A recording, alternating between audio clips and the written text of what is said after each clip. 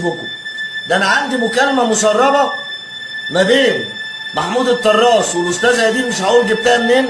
عندي مكالمه مسربه، لو الناس سمعتها هتعرف انكم مرعوبين. مرعوبين بمعنى كلمه مرعوبين.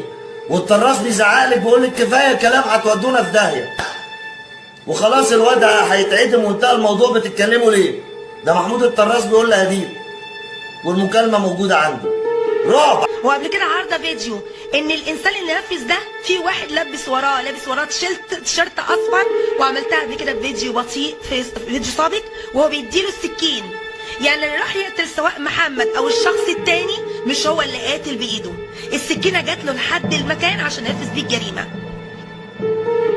الفيديو اللي قدامي دلوقتي زي ما احنا شايفين كده، نيره بعد طبعا ما توفت او بعد ما تم الحادث، في واحد زي ما احنا شايفين كده خد نيره والناس شايلوها له وبيجري قدامنا ومشي بيها. حته ان مشي بيها دي بقى الحته اللي تستوقفني شويه.